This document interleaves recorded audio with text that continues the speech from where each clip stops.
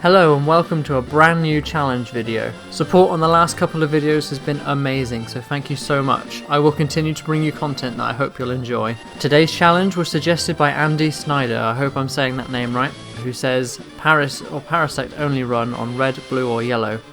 I will be making a couple of adjustments here and there, but I really liked the idea a lot, so our first subscriber requested challenge will be, can you beat Pokémon FIRE RED using only a Paras? I chose FIRE RED because I personally prefer the remakes to the original, and I won't be evolving Paras into Parasect. We're sticking with Paras the whole way. It goes without saying that Paras is a bad Pokemon. It has no stat over 70 and doesn't learn that many good moves via level up. To make things worse, it has the Bug and Grass dual typing. This means it has a 4 times weakness to both fire and flying moves. It also just so happens that both of these types are relatively common in the game.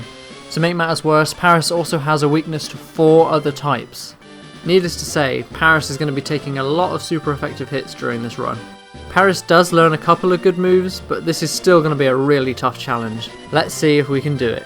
As always, a couple of rules before we start. As usual, I can only use Paras in battle.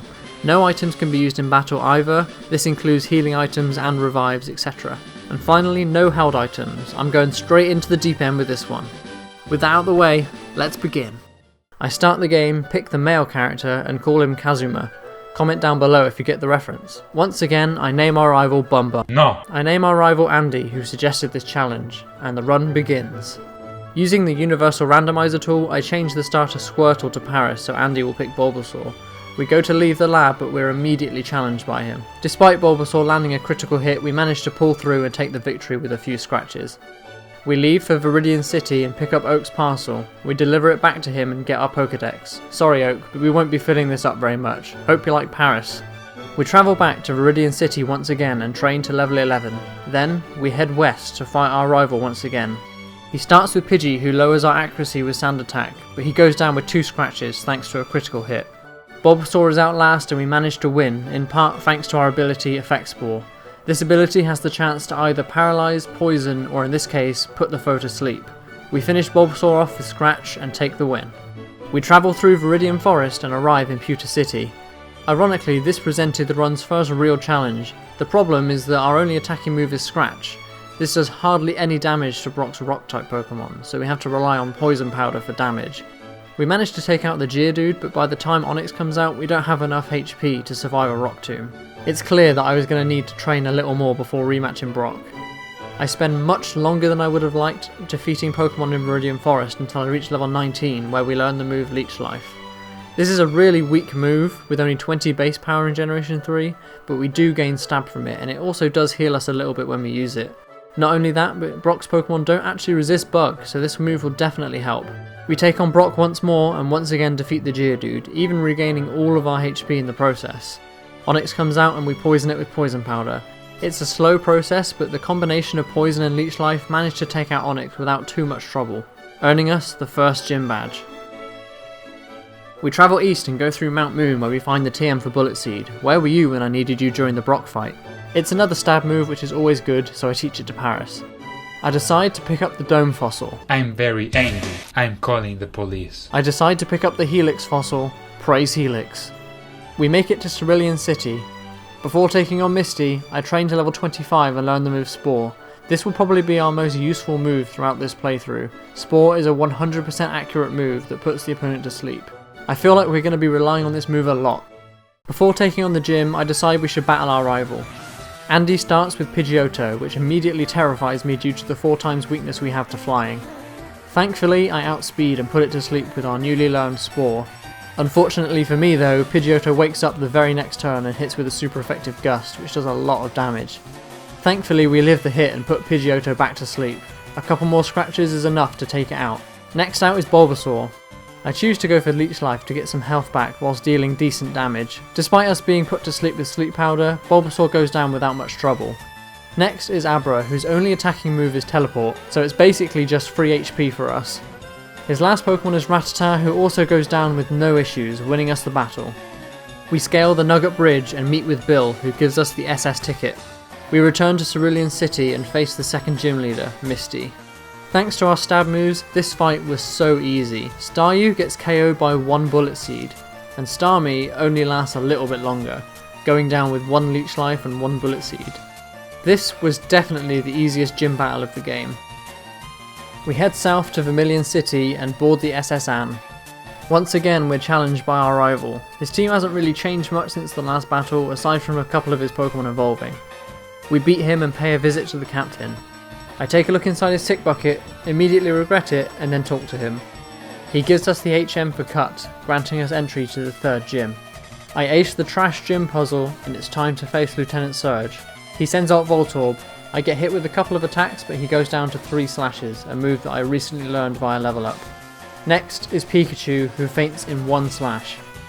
Surge's last Pokemon is Raichu. I put him to sleep with Spore, but he uses a full heal on the next turn. Slash does about half, so 1 more is enough to take it out, but just our luck, he goes for double team, meaning that we miss. No such issues next turn though, and we take it out for the win. We make our way to Celadon City, the home of the grass-type gym leader, Erika. Erika wasn't too much of a challenge.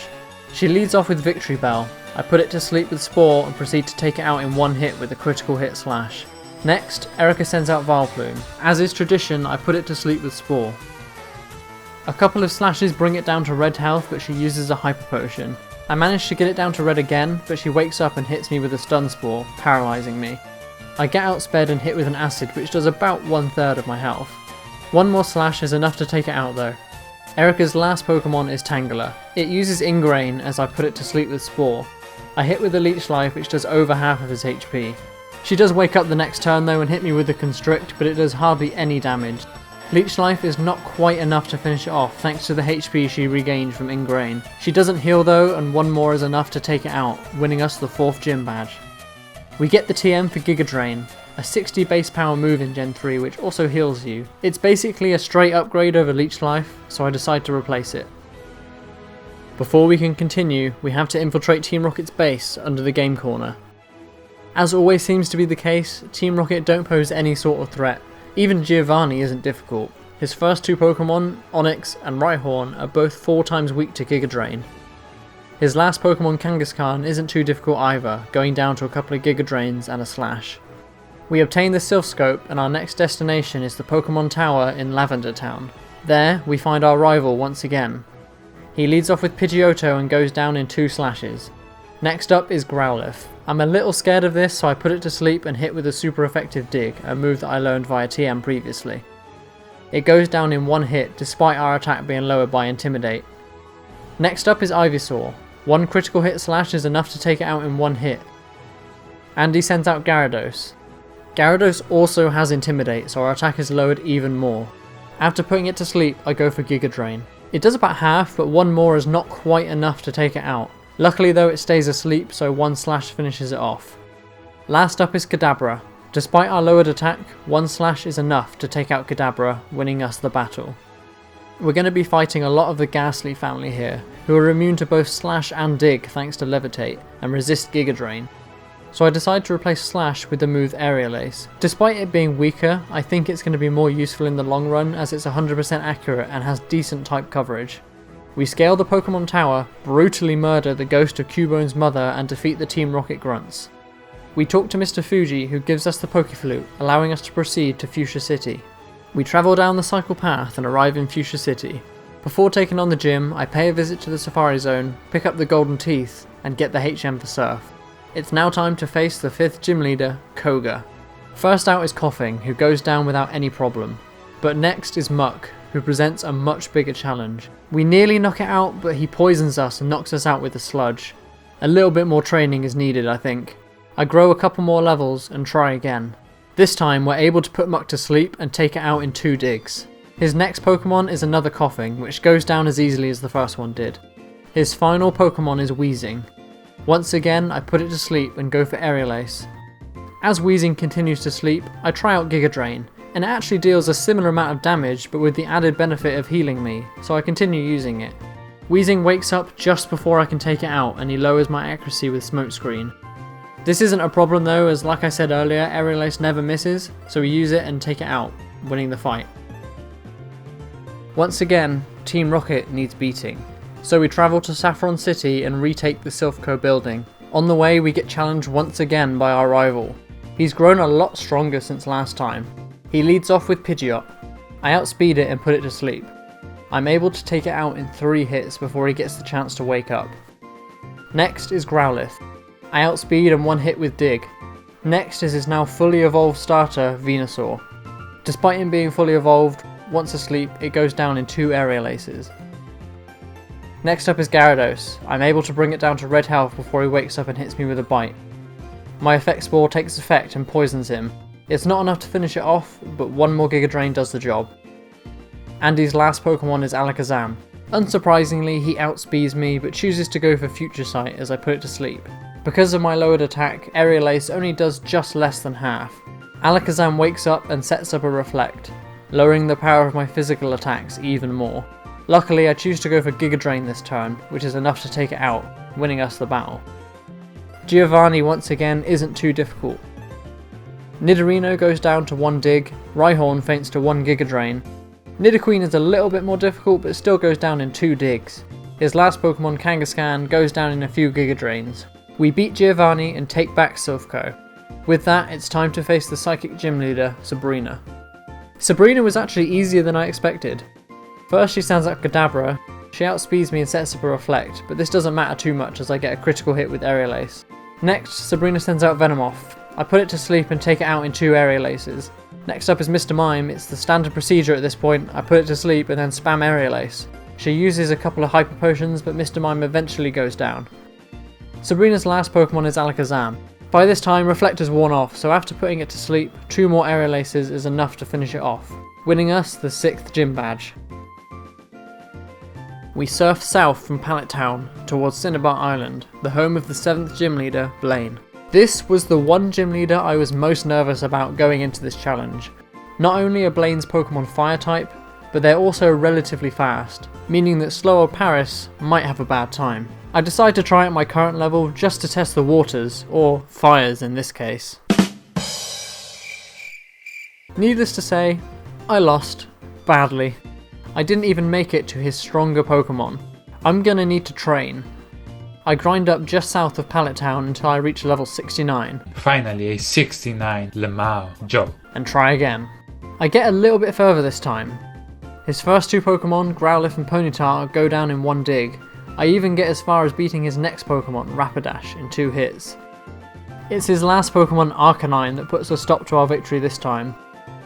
I keep trying though, and after about 10 attempts at this battle, I finally get my lucky break. I put it to sleep, go for Dig, and get a lucky critical hit. This bypasses the attack drops caused by Growlithe and Arcanine's Intimidate and takes it out in 1 hit. Finally, we beat Blaine, earning the 7th badge. I'll skip over the Sevi Islands as they're really boring and nothing really of note happened anyway.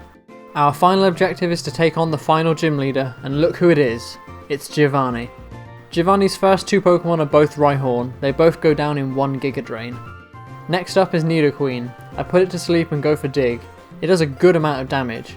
Next turn I go for a Giga Drain to finish it off, but he uses a Hyper Potion. No worries though, as he stays asleep and 1 more Dig is enough to take it out. Next is Nidoking. I use the same strategy as before. He does manage to hit us with a Thrash, but he goes down to a Giga Drain. Giovanni's final Pokemon is Dugtrio. I put it to sleep and take it out in 1 Giga Drain, and with that we have collected all 8 badges. We travel towards Victory Road, but we're challenged once again by our rival. He leads off with Pidgeot as always.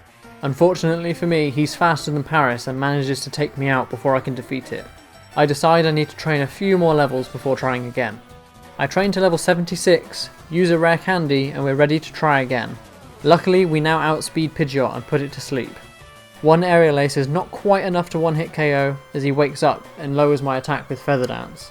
We take it out with 1 more hit, and next up is Rhyhorn. It goes without saying that Rhyhorn faints to 1 Giga Drain. Next up is Growlithe, who lowers our attack even more. I put it to sleep and do a decent chunk with Dig considering how low our attack is now. He wakes up, but luckily for us he doesn't attack and instead goes for Leer, so 1 more Dig takes it out. Next up is Gyarados, who also has Intimidate. We follow the same strategy, put him to sleep and use Giga Drain. Giga Drain's only a 3-hit KO, but luckily he doesn't wake up before getting KO'd. Next up is Alakazam. We put it to sleep and hit with Aerial Ace, but it only does about a quarter. One more takes it to below half as he wakes up and goes for disable, which thankfully misses. Even better, we get a lucky crit and take it out. All that's left is his last Pokemon, Venusaur. Aerial Ace really doesn't do a lot of damage, but Venusaur's only attacking move is Razor Leaf, which hardly does anything. We eventually take it out, winning the fight. We travel through Victory Road. It's finally time to face the Elite Four. I maximise the PP of Giga Drain, giving us a total of 8 power points. I also stock up on Ethers and Elixirs. I decide to attempt the Elite Four at my current level. First up is Lorelei, the Ice-type user. She leads off with Dugong. I put it to sleep and go for Giga Drain, which does about half, so one more takes it out without taking damage. Next up is Slowbro. I use the same strategy and Slowbro goes down in 2 Giga Drains also. Her next Pokemon is Jinx. Because of Jinx's very low defense, 1 Aerial Ace is enough to take it out. Next up is her strongest Pokemon, Lapras. I'm a little bit scared, but once again I put it to sleep and go for Giga Drain. 2 Giga Drains is not quite enough to take it out and she uses a full restore. Eventually though I am able to take it out. Lorelei's last Pokemon is Cloyster. Because of its low special defense, 1 Giga Drain is enough to take it out and we get the win. Next up is Bruno, the fighting type specialist. First up is Onix, which is not a fighting type. With it being 4 times weak to Giga Drain, I take it out in 1 hit. Next is Hitmonchan. We outspeed and are able to take it out in 2 Aerial Aces. Next up is Machamp. Aerial Ace does about half, but he goes for Bulk Up, which boosts his attack and defense. Because of this, it ends up being a 3-hit KO as opposed to a 2-hit KO. Next up is Hitmonlee. He outspeeds us and hits with a Mega Kick, bringing us down to orange health. Lamau. I use Aerial Ace again and take it out. Bruno's last Pokemon is another Onix, who goes down to 1 Giga Drain, winning us the fight. This is where our first run ends though. Next is Agatha. After her using a few full restores, we finally take out her first Gengar, but her second Gengar comes out and takes us out. I know I won't win this fight without a bit more training, so I grind in Victory Road until level 90 and try again. Things go a little better this time. I beat both her Gengar, but next Agatha sends out Golbat. Unfortunately, Golbat outspeeds us and takes us out with 1 Air Cutter. I have no choice but to grind all the way to level 100. Finally, we're max level and we try once more. First out is Gengar. We put it to sleep and take it out in 2 Aerial Aces. Next up is Arbok. We put it to sleep and 2 digs is enough to finish it off without taking damage. Next is her second Gengar. Aerial Ace isn't enough to take it out in 2 hits, leaving Gengar on red health. Luckily for me though, it heals itself with a Citrus Berry which takes it out of full restore range. 1 more Aerial Ace is enough to finish it off. Next out is the Pokemon that ended our last attempt, Golbat. Now that we're level 100, we finally outspeed it. We put it to sleep and go for Aerial Ace once again. It does less than half as Golbat continues to sleep. We get a very lucky critical hit and take it out on the next turn. Agatha's last Pokemon is Haunter. It's easier to deal with than the 2 Gengar, so 1 Spore and 2 Aerial Aces is enough to finish it off. And we finally beat Agatha, 3rd time's the charm. It's time for the final member of the Elite Four, Lance, the Dragon Master. Lance leads off with Gyarados, immediately lowering my attack with Intimidate. I put it to sleep and go for Giga Drain, which does just under half of his HP. To avoid him using a full restore, I go for Aerial Ace, bringing it down to about 1/3. 1 more Giga Drain is enough to take it out. Next is Aerodactyl. This terrifies me as I know I won't be outspeeding this. I put it to sleep with Spore, but not before he hits me with a quad super effective wing attack. Surprisingly, we survive it and put it to sleep. Luckily for us, 2 Giga Drains is enough to take it out, healing a lot of our HP in the process. Next up is Lance's ace, Dragonite. We manage to put it to sleep and hit with a couple of Aerial Aces, but he takes us out with Wing Attack. There is no way we're surviving that one. It takes a few attempts, but we finally get a lucky critical hit, bypassing the attack drops and taking out Dragonite. All that's left is his 2 Dragonair. We take a bit of damage and get paralysed, but we're finally able to take them out and beat Lance. We finally made it to the champion, and it's none other than our rival, Andy. Andy leads off with Pidgeot as per usual. Thankfully, I outspeed and put it to sleep. 2 Aerial Aces is not quite enough to take it out as he wakes up and lands a Sand Attack. Luckily, Aerial Ace can't miss, so we take it out. Andy sends out his Arcanine next and lowers my attack with Intimidate. I go for Spore, but he outspeeds me, hitting me with a super effective Flamethrower. Needless to say, it takes me out. There is no way I can even attack as he always outspeeds me and always hits me with Flamethrower. I'm gonna need a new strategy. I teach Paras the move Double Team, replacing Dig. This was totally my idea and definitely not Chillin' Plays. Thanks man. I try once again and set up a couple of double teams on Pidgeot. He wakes up and goes for Sand Attack but misses. I put it back to sleep and start dealing some damage. A combination of 2 Aerial Aces and a Giga Drain are enough to finish it off without him healing. Next is Rhydon. I also put it to sleep and set up my last few double teams. Now that I'm at +6 evasion, I take out Rhydon in 1 Giga Drain. It's time for the dreaded Arcanine, who lowers my attack with Intimidate. He outspeeds me once again but misses the Flamethrower as I put him to sleep with Spore. Aerial Ace only does about 1/4, however after the first 2 I get lucky and score a critical hit, taking out Arcanine. Next up is his starter, Venusaur. It doesn't deal any damage to me, but he uses an ungodly amount of full restores on it. This almost depletes my Aerial Ace PP. Eventually it does go down though. Andy sends out Alakazam. He outspeeds me and uses Psychic but misses. I'm able to put it to sleep and hit with an Aerial Ace, doing about half. Alakazam wakes up and actually manages to hit a Psychic, but not only that, it's a critical hit. It deals a lot of damage, but we're able to survive it and take it out with 1 more Aerial Ace. It's down to his last Pokemon, Gyarados. As always, it has Intimidate, so it lowers my attack even further. I put it to sleep and proceed to use Giga Drain, which does a decent amount. Gyarados continues to sleep as I hit it again, but it's not enough to take it out. Luckily for me, he doesn't wake up or use a full restore, and 1 more Giga Drain is enough to knock it out. We've finally done it. We beat our rival for the last time, and beat Pokémon FIRE RED using only a Paras. This was definitely the most difficult challenge I've done so far. Brock's gym was a very early roadblock, Blaine required extensive grinding to beat, and most of the Elite Four were very challenging. Leave a comment if you have a challenge you'd like me to do next. If I pick your idea, then I'll give you a shout out in the video. Thanks again to Andy for suggesting this run. Please leave a like and a comment if you enjoyed, and subscribe if you haven't already. Thank you so much for watching, until next time.